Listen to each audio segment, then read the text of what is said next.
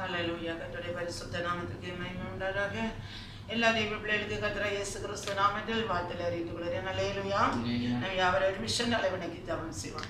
ஹல்லேலூயா. எங்கள் அன்புள்ள பரலோக பிதாவே, பரிசுத்த பிதாவே, எங்கள் பரலோக ராஜாவே, ஆண்டவரே, அன்னைக்கு ஆசீர்வாதம் என்ற அருமையான கர்த்தாவே, இந்த வேலைக்காக மீண்டும் ஸ்துதிக்கிற ஸ்தோத்திர பிதாவே. ஆண்டவரே, ஒன்று விடாமல் கர்த்தாவே, எங்கள் தேவ பாதத்திலே நாங்கள் கடந்து வரும்படியாக பரிசுத்த தேவன் எங்களுக்கு தந்த வழியை கிருபைக்காக ஸ்துதிக்கிற ஸ்தோத்திரிக்கிற பிதாவே. இந்த வேளையில் கர்த்தாவே, விசேஷிக்கு முன்பாக இருக்கிற ஒவ்வொரு பிள்ளைகளை கர்த்தர் ஆசீர்வதிக்கணும். கர்த்தாவே, ஒவ்வொரு பிள்ளைகளோடு கர்த்தர் இடைவிடுபடியாக சேவிக்கிற ஆண்டவரே. ஆண்டவரே, தேவனுடைய ஆவியானவர் கர்த்தாவே ஒவ்வொரு பிள்ளைகளை மகிமையாக நிறைத்துக் கொண்டிருக்கபடியாக சேவிக்கிற ஆண்டவரே. பரிசுத்த பிதாவே, அடிமை ஒன்றுமில்லை ஏதுமில்லை கர்த்தாவே, அடிமை மறைக்கிறேன் வெளிப்படுவீராகப்பா. ஒவ்வொரு விடுதலை சொந்தரிட்டான கிரகத்தோடு மடக்கு தேவ சகாய்க்கிறமே ஆண்டவரே. மீட்பெருமாகிய இயேசு கிறிஸ்து நாமத்தை கெஞ்சி கேட்கிற பரம தந்தையே, ஆமென். அல்லேலூயா. சின்னைக்கு எடுத்துக்கொண்டதான வேத வசனம் மத்தேயு சுவிசேஷம் 5ஆம் அதிகாரம் 15ஆம் வசனம். மத்தேயு சுவிசேஷம் 5ஆம் அதிகாரம் 15ஆம் வசனம். விளக்கை கொளுத்தி மரக்காலால் மூடி வைக்காமல் விளக்கு தண்டின் மேல் வைப்பார்கள், அப்பொழுது அது வீட்டில் உள்ள யாவருக்கும் வெளிச்சம் கொடுக்கும். அல்லேலூயா. விளக்கை கொளுத்தி மரக்காலால் மூடி வைக்காமல் விளக்கு தண்டின் மேல் வைப்பார்கள், அப்பொழுது அது வீட்டில் உள்ள யாவருக்கும் வெளிச்சம் கொடுக்கும். அல்லேலூயா. நம்முடைய கர்த்தராகிய இயேசு கிறிஸ்து சொல்லுகிறதான அனுகிரகிக்கப்பட்டதான தேவனுடைய வார்த்தை நாம் பார்க்கும்போது, நம்முடைய வீட்டில் வெளிச்சத்துக்காக ஒரு விளக்கை கொளுத்தினால் மரக்காலால் மூடி வைத்தால் நிச்சயமாக அந்த பிரகாசம் வீட்டுக்குள் பிரகாசிக்காது. அல்லேலூயா. அதை வைத்து நம்முடைய கர்த்தராகிய இயேசு கிறிஸ்து சொல்லுகிறார், விளக்கை கொளுத்தி மரக்காலால் மூடி வைக்காமல் விளக்கு தண்டின் மேல் வைப்பார்கள். விளக்கானது வெளிச்சம் தர வேண்டுமானால் அது விளக்கு தண்டின் மேல் வைக்க வேண்டும் என்பதையும், அப்பொழுது அது வீட்டில் யாவருக்கும் வெளிச்சம் கொடுக்கும் என்று சொல்லுகிறதை நாம் பார்க்கிறோம். அல்லேலூயா. அருமையான ஆண்டவருடைய பிள்ளைகள் கேட்டு அறிய வேண்டியது என்னவென்று சொன்னால், நாம் எல்லாருக்கும் தேவன் ஒரு வெளிச்சத்தை கட்டளையிட்டிருக்கிறார். அல்லேலூயா. இந்த வெளிச்சத்தை தேவன் பிரகாசிக்க வைக்க வேண்டுமானால் அது விளக்கு தண்டின் மேல் வைத்தால் மாத்திரமே அந்த வெளிச்சம் எல்லாருக்கும் பிரகாசமாக இருக்கும். அல்லேலூயா.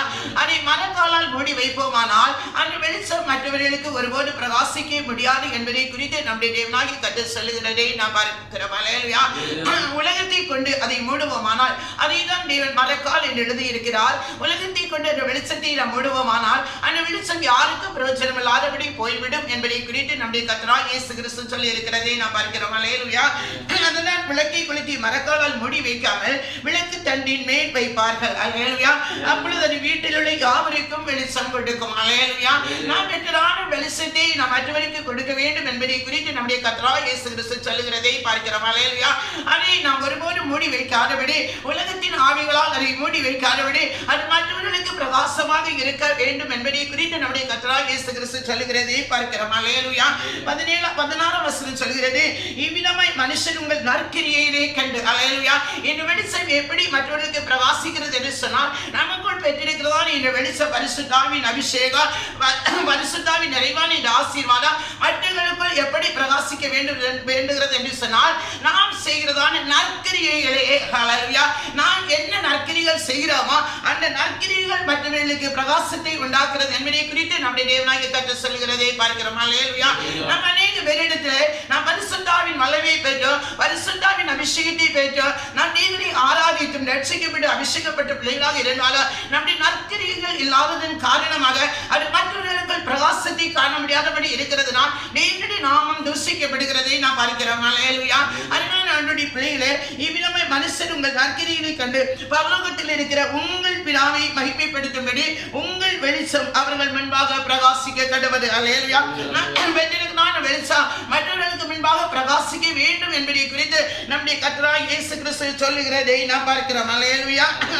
அடுத்ததான் நாம் பார்க்கும்போது லூக்கா சுவிசேஷம் 12ஆம் அதிகாரம் 35ஆம் வசனம்.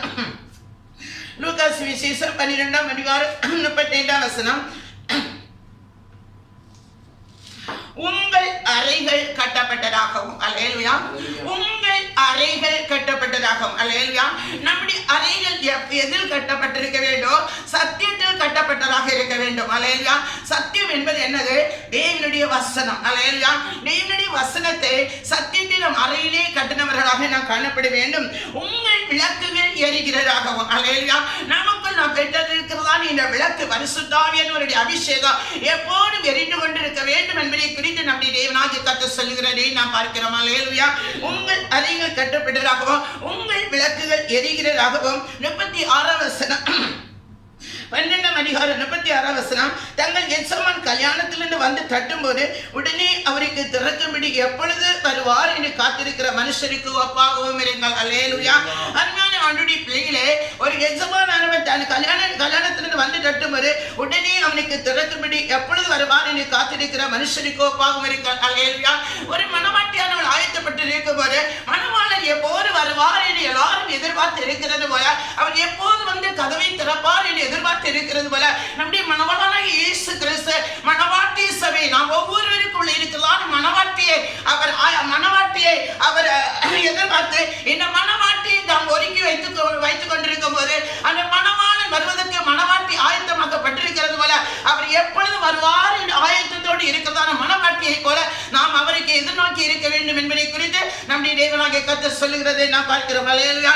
மணவாட்டி சபையை சேர்த்துக் கொள்ளும்படியாக நம்முடைய மணவாளனாகிய கிறிஸ்து நம்மளிடத்திலே கடந்து வருகிறவராக காணப்படுகிறார். அல்லேலூயா. தங்கள் எஜமான் கல்யாணத்திலிருந்து வந்து தட்டும்போது உடனே அவருக்கு திறக்கும்படி எப்பொழுது வருவார் என்று காத்திருக்கிற மனுஷனுக்கு ஒப்பாகவும் இருங்கள். அல்லேலூயா. நாம் எப்படி காத்திருக்கிறோம் என்பதை நாம் வந்து சிந்திக்கிறவர்களாக இருக்க வேண்டும். நாம் மனிதர்கள் நம்முடைய வாழ்க்கையிலே மணவாளனுடைய வருகைக்காக நாம் எதிர்பார்த்திருக்கிறோமா? நம்முடைய உள்ளம் எதற்கு வாஞ்சித்திருக்கிறது? மணவாளன் எப்போது நம்மிடத்தில் வருவார், மணவாட்டை எப்போது சேர்த்துக் கொள்வார் என்று நாம் ஆயத்தத்தோடு கூட இருக்கிறோமா? இல்லை நாம் உலகத்துக்கு பின்னாக ஓடிக்கொண்டிருக்கிறோமா என்பதை நாம் ஒவ்வொருவரும் சோதித்து அறிகிறவர்களாக இந்த நாளிலே காணப்பட வேண்டும். அல்லேலூயா. நமக்குள்ளாக அந்த விளக்கானது எப்போது வெறிந்து கொண்டிருக்க வேண்டும். அந்த விளக்கில் ஒருவரு எண்ணெய் குறையாதபடி காணப்பட வேண்டும். நாம் பெற்றிருக்கிறான் அபிஷேகத்தில் கொஞ்சம் ஒரு குறையாதபடி எண்ணெய் மேல் எண்ணெயாக நாம் எண்ணெயை சேகரித்துக் கொள்கிற பிள்ளைகளாக அந்த விளக்கை நாம் எப்போதும் வெளிச்சம் கொடுக்கிறதான பிள்ளைகளாக நம்முடைய நற்கிரியிலே எப்போது நாம் நற்கிரிகளை செய்கிற பிள்ளைகளாக இருக்க வேண்டும் என்பதை குறித்துதான் நம்முடைய கர்த்தராகிய இயேசு கிறிஸ்து சொல்லுகிறதை நாம் பார்க்கிறோம். அல்லேலூயா. அருமையான தேவஜனமே, 37 என்ன சொல்லுகிறது சொன்னால், எஜமான் வரும்போது விழித்திருக்கிறவர்களாக காணப்படுகிற ஊழியக்காரரே பாக்கியவான்கள். அல்லேலூயா.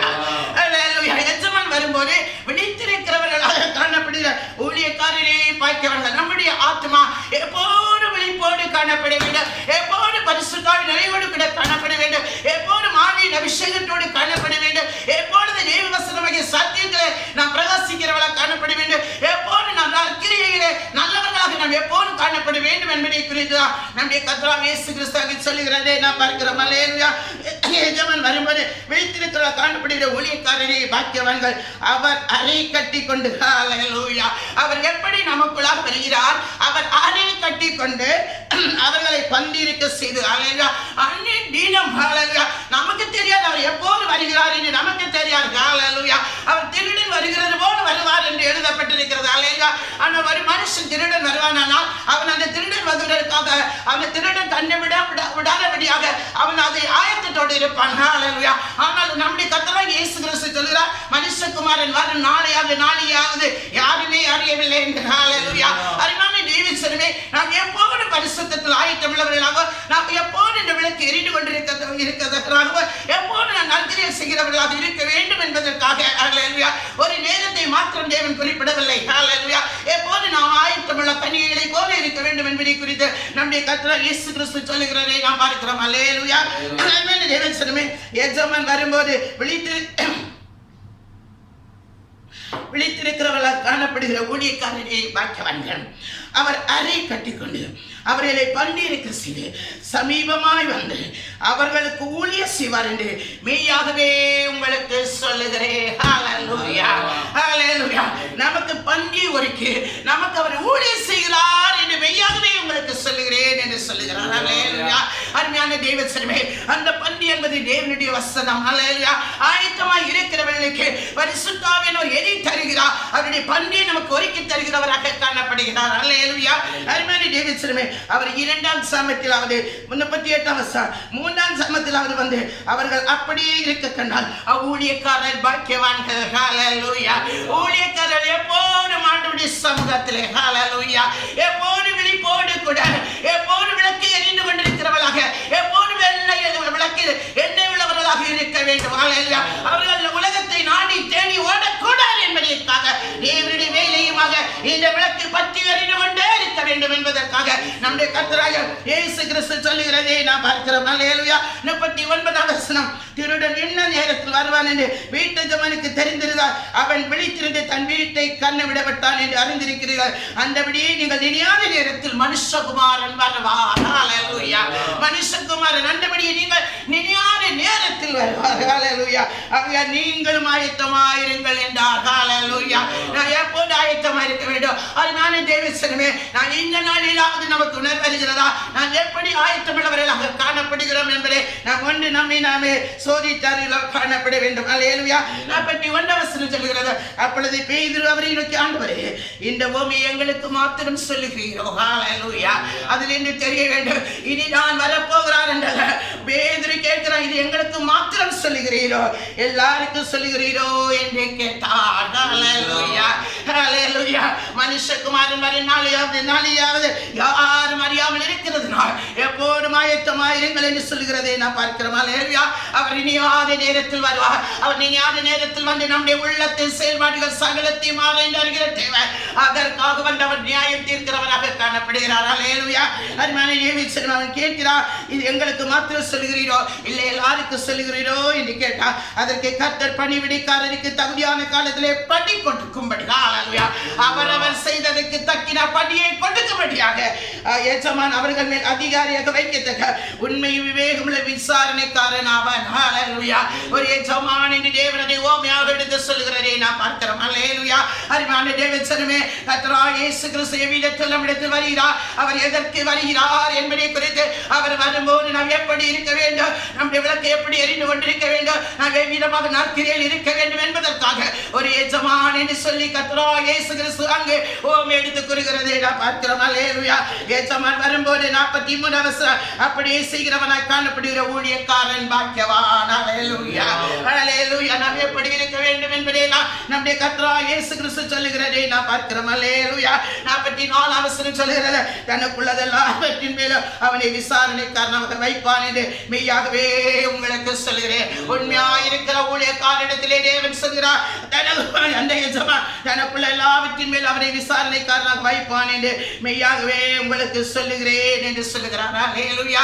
அருமையான தேவசனமே, இந்த நாளில் நாம் ஒன்று சிந்திக்க வேண்டும். நாம் எவ்விதத்திலே உண்மையுள்ளவர்களாக இருக்கிறோம்? நாம் விளக்கு தண்டின் மேல் வைத்திருக்கிறோமா? மற்றவர்களுக்கு அது பிரகாசிக்கிற விளக்காக இருக்கிறதா? இல்லை எதை எடுத்து மரக்காலால் மூடி வைத்திருக்கிறோமா? அவர் நமக்கு படி கொடுக்கும்படி வரும்போது நாம் எவ்விதத்திலே அவருக்கு முன்பாக இருக்கிறோம் என்பதை நாம் ஒவ்வொரு நாம் சிந்தித்து சோதித்தாருகிறவர்களாக நாம் காணப்பட வேண்டும். மத்தேயு சுவிசேஷம் 25ஆம் அதிகாரத்திலே நாம் பார்க்கும்போது 13ஆம் வசனம், மனுஷகுமாரன் வரும் நாளையாவது நீங்கள் அறியாதிருக்கிறபடினால் விழித்திருங்கள். ஹல்லேலூயா. நீங்கள் அறியாதிருக்கிறபடினால் விழித்திருங்கள். ஹல்லேலூயா. நாம் எப்போதும் ஆயத்தமாய் இருக்க வேண்டும். நாம் பரிசுத்தத்திலும் நற்கிரியையிலும் நாம் எப்போதும் எச்சரிப்பாய் இருக்க வேண்டும். ஹல்லேலூயா. நிச்சயமாக மனுஷகுமார் இந்த நாளில் தான் வருவார் என்று சொல்லுகிறதா? நாம் எல்லாரும் நிர்விசாரமாக இருந்து நாம் ஏனோ தான் வேண்டி ஜீவித்திருப்போம். அல்லேலூயா. அருமை தேவசனமே, நாம் எப்போது பரிசுத்தமாக இருக்க வேண்டும், எப்போது நற்கிரியை செய்கிறவர்களாக இருக்க வேண்டும் என்பதற்காக கர்த்தராகிய இயேசு கிறிஸ்து சொல்லுகிறதை பார்க்கிறோம். 14ஆம் வசனம் பார்க்கும்போது, அந்நிய பரலோகராஜ்யம் பிரதேசத்துக்கு பிரயாணமாய் போகிற ஒரு மனுஷன் தன் ஊழியக்காரரை அழைத்து தன் ஆஸ்திகளை அவர்கள் வசமாய் ஒப்பு கொடுத்தது போல் இருக்கிறது. அல்லேலூயா. பரலோக ராஜ்யத்தை குறித்து தேவன் எதை சொல்லுகிறார்? ஒரு பிரதேசத்துக்கு பிரயாணமாய் போகிற ஒரு மனுஷன் தன் ஊழியக்காரரை அழைத்து தன் ஆஸ்திகளை அவர்கள் வசமாய் ஒப்பு கொடுத்தது போல் இருக்கிறது. அல்லேலூயா. நம்முடைய கர்த்தராகிய இயேசு கிறிஸ்து ஏன் இந்த ஓமையை எடுத்துக்கொள்கிறார்? அவருடைய ஆஸ்தியை தன்னுடைய ஊழியக்காரரை கருத்திலே கொடுத்திருக்கிறார். அல்லேலூயா. அந்த ஆஸ்தியை கொடுத்து விட்டு அவர் எப்போது வந்து அதற்கேற்ற படியை தருபடியாக வருகிறார். அல்லேலூயா. அந்த இடத்திலே கர்த்தராகிய இயேசு கிறிஸ்து சொல்றார், ஒருவன் 5 தாலந்தை எஜமான இடத்திலிருந்து பெற்றுக் கொள்கிறார், அடுத்தவர் 2 தாலந்தை பெற்றுக் கொள்கிறார், ஒருவன் 1 தாலந்தை பெற்றுக் கொள்கிறான். அல்லேலூயா. 5 தாலந்தை பெற்றவன் என்ன செய்கிறார்? வேறு 5 தாலந்தை சம்பாதிக்கிறான். அல்லேலூயா. நல்ல ஊழியக்காரர், உண்மையான ஊழியக்காரர் அந்த 5 தாலந்தை கொண்டு வந்து விட்டு வேறு 5 தாலந்தை பெற்றுக் கொள்கிறான். அல்லேலூயா. 2 தாலந்தை தாளந்தை வாங்கினவனோ அதை விற்று வேறு 2 தாளந்தை பெற்றுக் கொள்கிறான். 1 தாளந்தை பெற்றவனோ அவன் அதை அப்படியே புதைத்து வைத்ததை பார்க்கிறோம். அல்லேலூயா. அருமையான தேவசனமே, இந்த நாளில் நாம் எத்தனைவே விதமாக 1 தாளந்து பெற்றவனை போல் இருக்கிறோம் என்பதை நாம் வந்து சோதித்து அறிகிறவனாக காணப்பட வேண்டும். அல்லேலூயா. 25ஆம் அதிகாரம் 23ஆம் வசனம் சொல்கிறது, அவனுடைய எஜமான் அவனை நோக்கி, நல்ல உண்மையான ஊழியக்காரனே, கொஞ்சத்தில் உண்மையுள்ளவனாயிருந்தாய், அநேகத்தின் மேல் உன்னை அதிகாரியாக வைப்பேன், உன் எஜமானுடைய சந்தோஷத்திற்குள் பிரவேசி என்றான். அல்லேலூயா. அருமையான தேவசனமே, 5 தாளந்தை வாங்கினவனிடத்தில் 5 தாளந்தை கொடுத்தவனிடத்திலும் கர்த்தராகிய இயேசு கிறிஸ்து சொல்கிறார், எஜமானுடைய சந்தோஷத்திற்குள் பிரவேசி என்று சொல்கிறார். உண்மையும் உத்தமமான ஊழியக்காரனே, நீ அநேகத்தின் மேல் கொஞ்சத்தில் உண்மையுள்ளவனாயிருந்தாய், உன்னை அநேகத்தின் மேல் அதிகாரியாக வைப்பேன், உன் எஜமானுடைய சந்தோஷத்திற்குள் பிரவேசி என்றான். அல்லேலூயா. அப்ப உண்மையான ஊழியக்காரனிடத்தில் தேவன் சொல்கிறார், நீ எஜமானுடைய சந்தோஷத்திற்குள் பிரவேசி. அல்லேலூயா. உண்மையான ஊழியக்காரர்களே கர்த்தர் எப்போது சந்தோஷத்துக்குள்ளே வைக்கிறவராக காணப்படுகிறார். அல்லேலூயா. கர்த்தர் கொடுக்கிறதோட தாளனை எடுத்து பிடித்து வைத்தவன் எடுத்து கர்த்தர் சொல்கிறார்.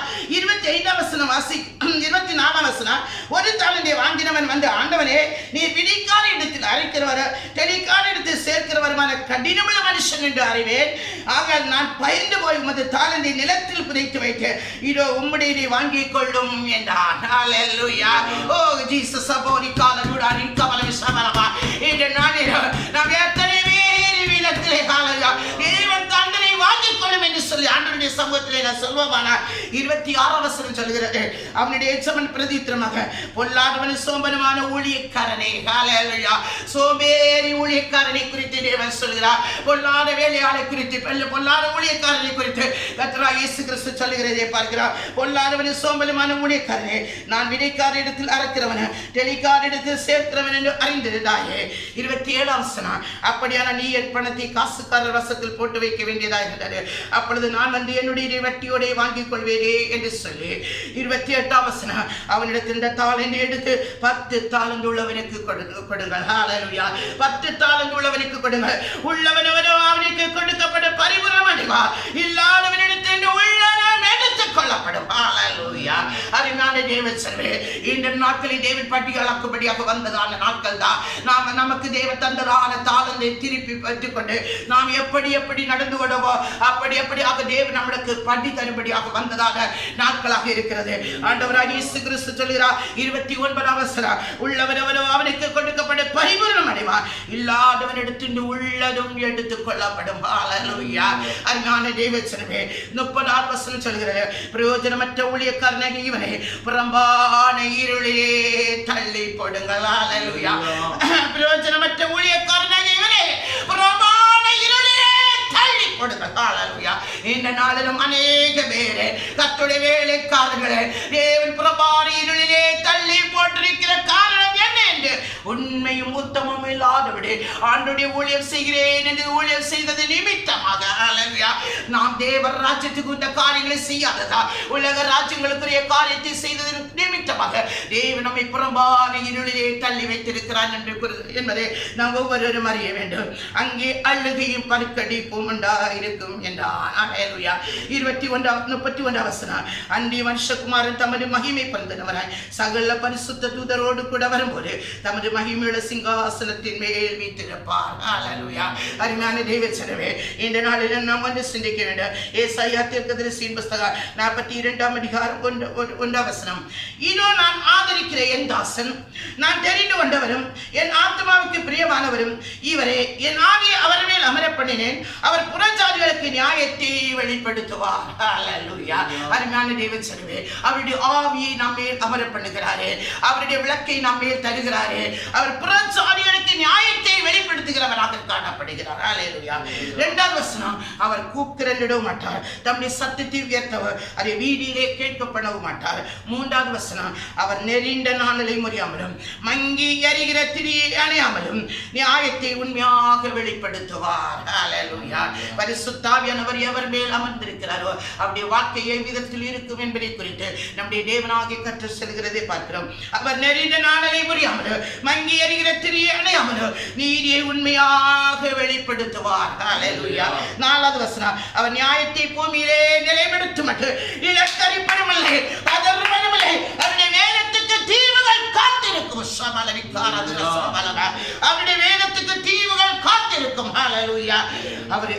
வசனம், நீர் குருடருடைய கண்களை திறக்கவர், கட்டுண்டவர்களை காவலில் இருந்து இருளில் இருக்கிறவர்களை சிறைச்சாலையில் விடுவிக்கவும்.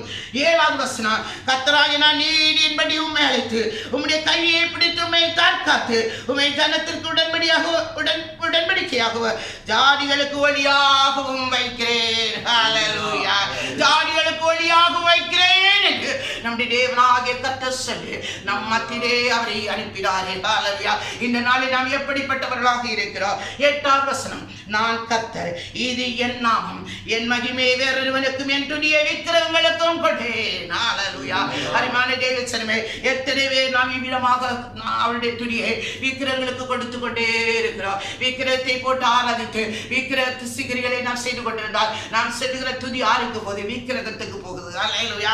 நம்முடைய தேவனாகிய கர்த்தர் சொல்கிறார், நான் கர்த்தர், இது என் நாமம், என் மகிமை வேறொருவனுக்கும் என் துதியை விக்கிரகங்களுக்கும் கொண்டேன். ஹல்லேலூயா.